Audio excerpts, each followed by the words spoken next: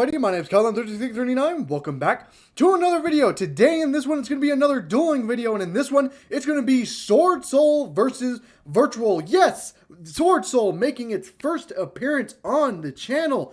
If you don't know what Swordsoul is, it's a really new deck that's came out of Burst of Destiny. Basically, what it is one card synchros. All their monsters can summon them, when they're summoned out, can summon out a token and help you go into a synchro summon really fast. Very good deck. One of the best decks coming out in the boat, and probably one of the best decks in the entire format now. And then, of course, Virtual. A lot of people probably know this deck by now. It no longer has the VFD, but it can still set up pretty good end boards. The Chu-Che pops, and then it has the Crystal Wing Synchro Dragon, plus a Shen. Very good end board. Cannot underestimate that. So without further ado, though, let's get straight into the duel. So Swordsoul ended up winning rock, paper, scissors here, and will end up choosing to go first here.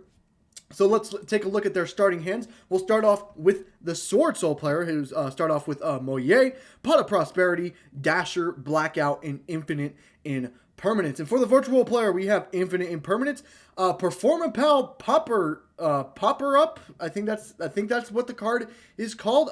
Yeah, very interesting. We have a Forbidden Chalice as well, with a Gigi and a Nanyan as well. So without further ado, let's get into the duel, shall we? So Virtual will go standby main, normal summon the Moye, will reveal Blackout, and then that will be met with Infinite Impermanence. Then we'll go Pot of Prosperity, we'll banish 6 for cost here, which is very much for the Swordsoul deck. And then out of the 6, he does pick up an Ash Blossom out of the 6 he milled here, and we'll put the rest to the bottom of the deck here.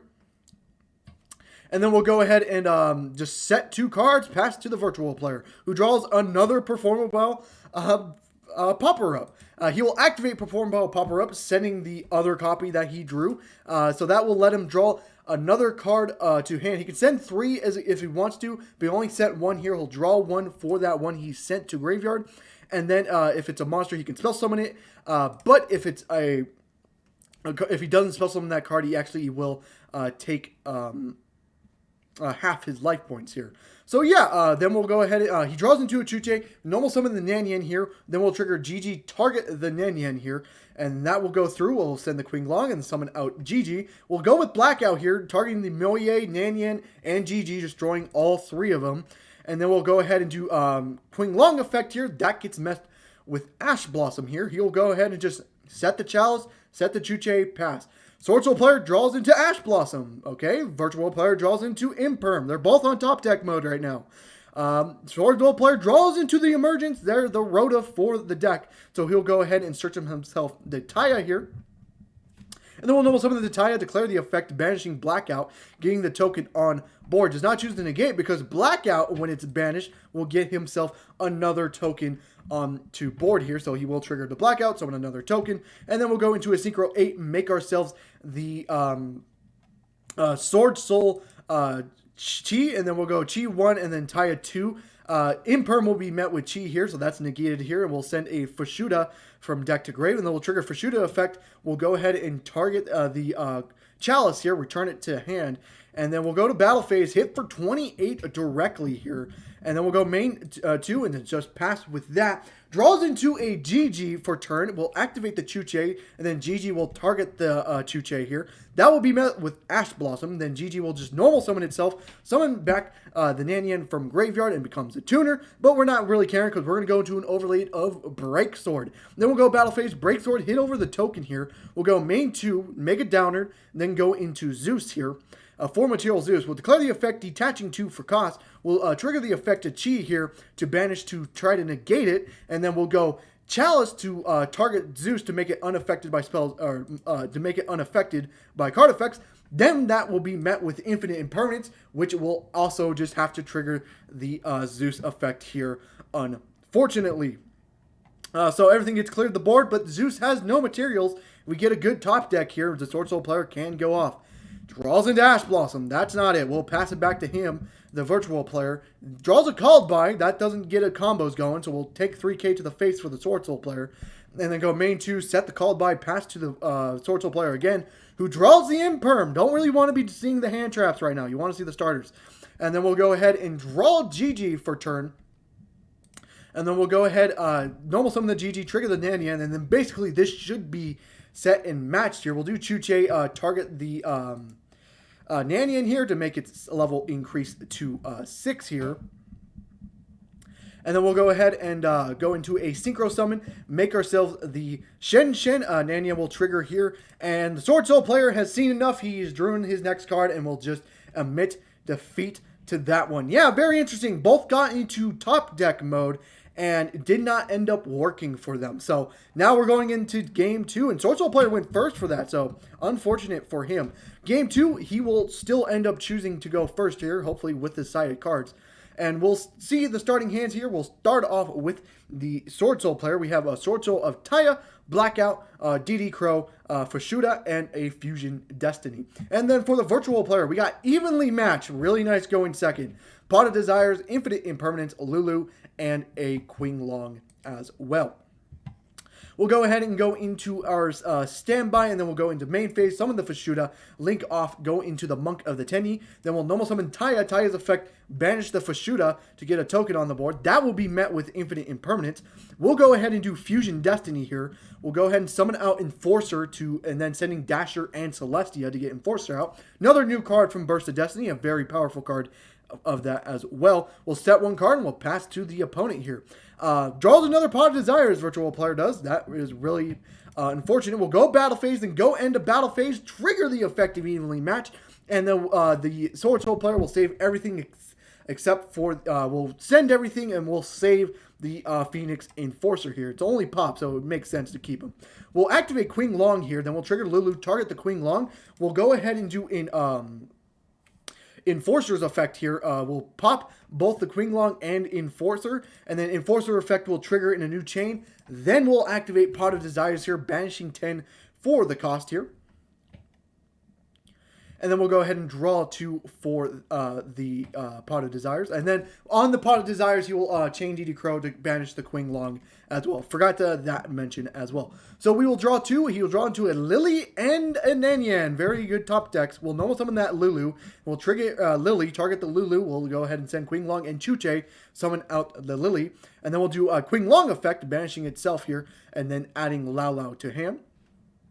And then we'll discard the Nanian as well. And then we'll trigger Lao Lao's effect here, sending Qinglong, summoning out, and then summoning out the Nanian as well from the Lao Lao's effect. We'll send Lily and Lao Lao, make an Ultimate Tezoken, set that Pot of Desires, trigger the effect to get Crystal Wing Synchro Dragon onto board here, and then we'll trigger Chuche's effect to increase Nanian's level, and then we'll go into a Shen as well. We'll pass back to the Swordsoul player who draws a Fashuda for turn. We'll trigger Dasher's effect to try to summon out that Fashuda he drew for turn here.